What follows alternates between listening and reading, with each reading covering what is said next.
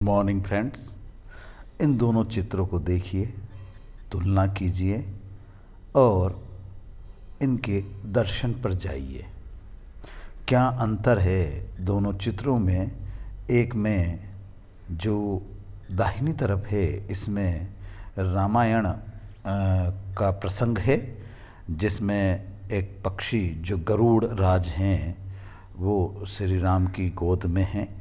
लक्ष्मण उन्हें जल अर्पित कर रहे हैं और एक इस इधर है, ये त्रेता युग का है और ये द्वापर युग का है।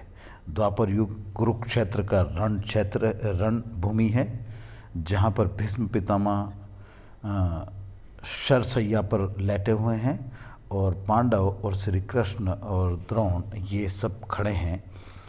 और देखिए कि दोनों का दर्शन क्या है ना। ये समझने की कोशिश करते हैं हम। स्पंदन के आज की कड़ी में चलते हैं आगे। मैं बताता हूँ आपको कि क्या है इन दोनों में।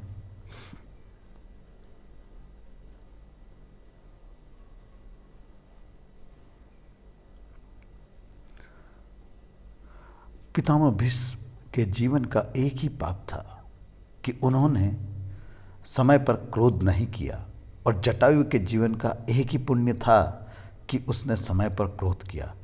परिणाम स्वरूप एक को बाणों की शैया मिली और एक को प्रभु श्री राम की गोद।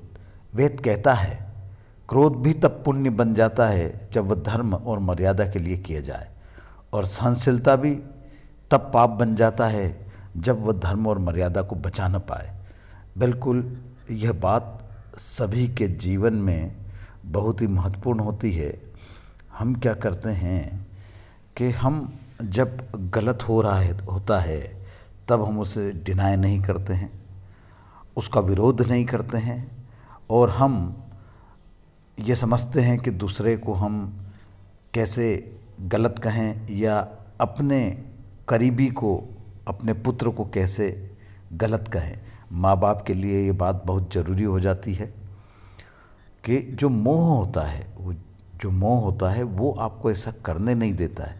समय पर किया गया क्रोध जो किसी वजह से है वो आपके परिवार को बचा सकता है, नहीं तो बर्बाद कर सकता है। और ऐसे कितने ही परिवार आज 50 बसंत पार करके मैंने देखा है कि जो बड़े लोग होते हैं, जो की पर्सन होता है घर का, जो हाउस होल्ड होता है, जो मुखिया होता है, सब कुछ उसी पर डिपेंड करता है कि वो किस तरीके से अपने परिवार के सदस्यों के लिए समय समय पर कैसे मार्गदर्शक बनते हैं। क्रोध भी जरूरी है। धन्यवाद।